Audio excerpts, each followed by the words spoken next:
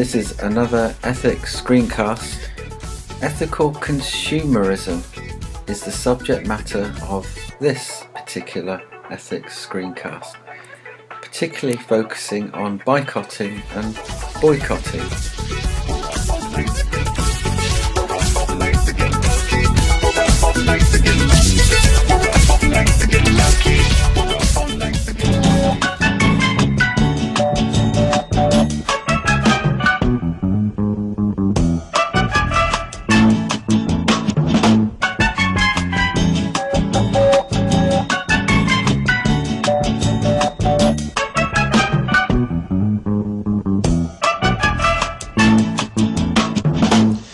Copy of Time magazine. They'll take commentary in the Saturday Review, and let's see, Newsweek. Let's grab one of these. Take them all. Down there, down in the corner. Hey, Ralph, how much is a copy of Orgasm? Just put them in a bag, will you? What? Orgasm. This man wants to buy a copy. How much is it? Doing a sociological study on perversion.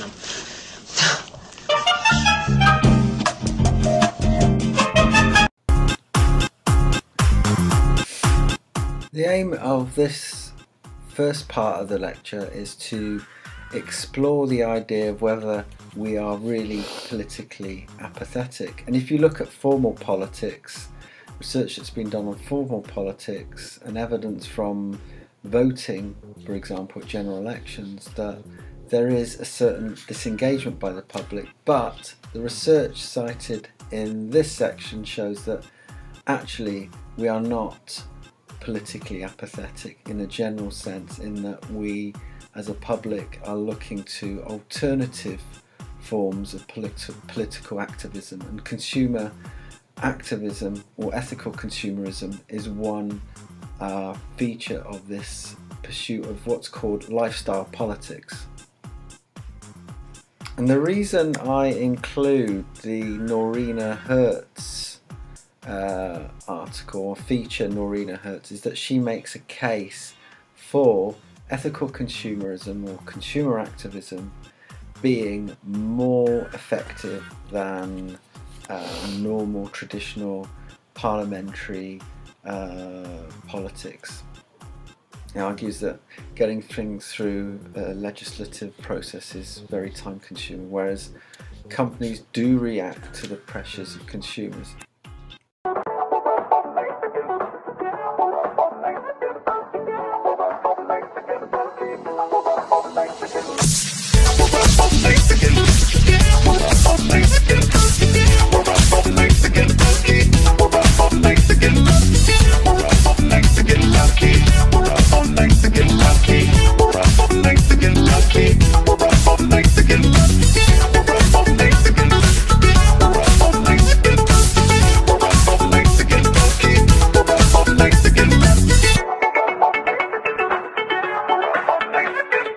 For Norina Hertz, as I said, ethical consumerism, ethical consumer activism is more effective than simply voting at the ballot box. It takes much longer for any change to permeate through into society, if at all. Whereas for Hertz, companies respond to consumer pressures. Another academic makes a similar case for, I should point this out, for ethical consumerism as a force for changing the practices of companies towards more ethical positions, is Craig Smith, although his argument is much more nuanced. He maintains that whilst ethical consumerism, the way in which markets can produce what he calls social control companies, there's two problems with ethical consumerism. One is that it only affects certain types of companies. Not all companies can be affected by ethical consumerism. For example, tobacco companies, oil companies, or companies that produce military hardware are unaffected by the actions of ethical consumers.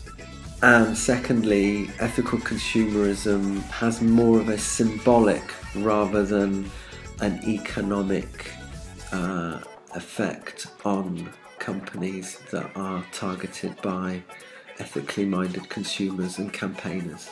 He also makes a case for the role of pressure groups, which is important to keep in mind.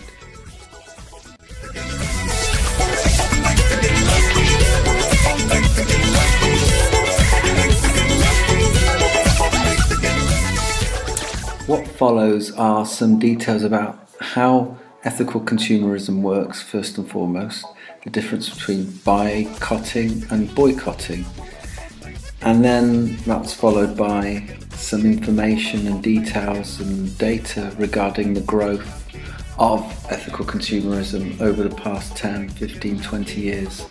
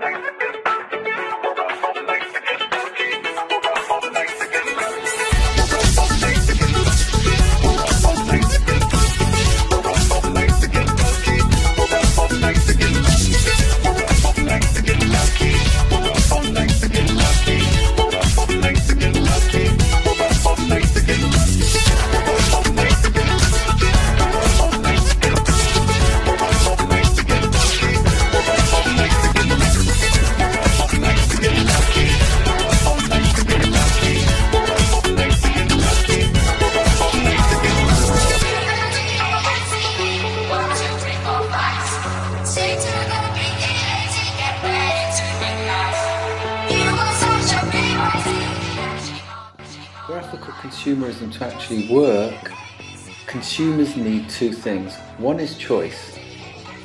They need to be able to choose between non-ethical and ethical products or services. They need to have that choice before them when making purchasing decisions.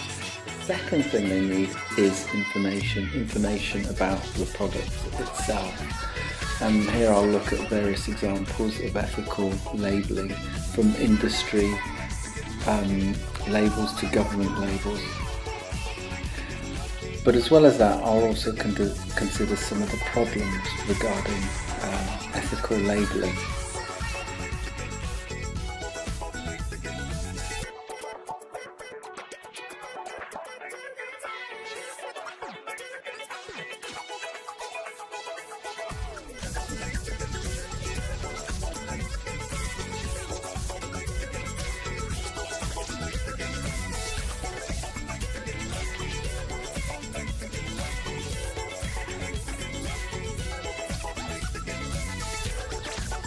The issue is, how do you get shoppers to shop more ethically? Most consumers are simply too price sensitive or are unaware of issues to shop responsibly and shop ethically and shop with social concerns being uppermost.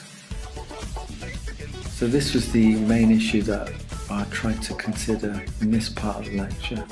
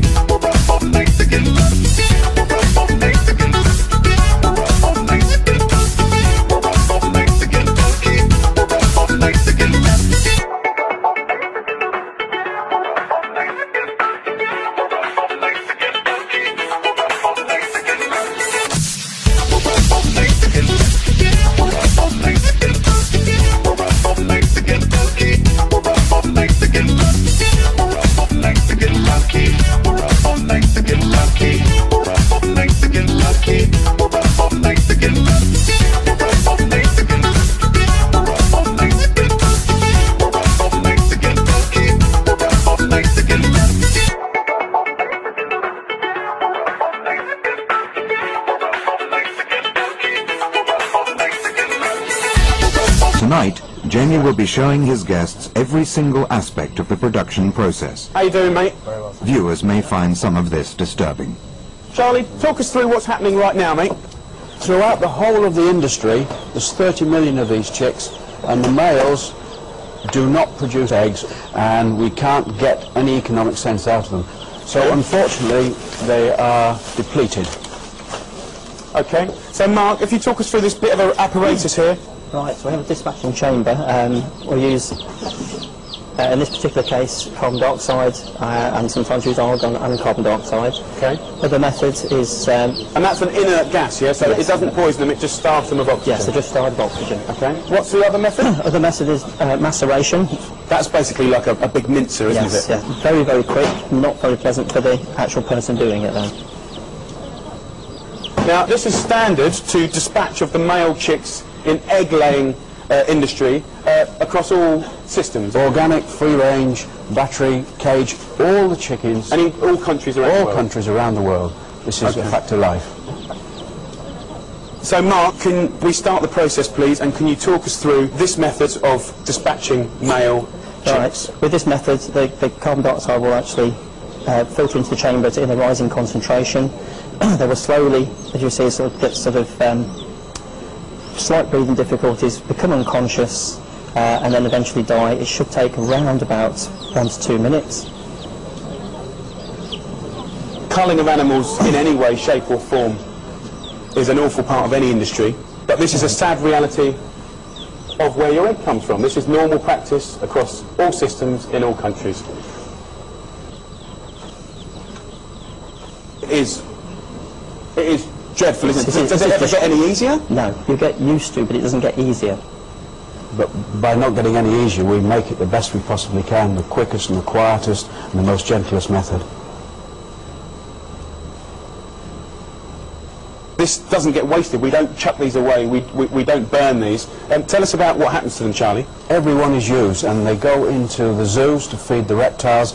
They go into feeding the falcon birds, the birds of prey, and they go into pet food. Okay.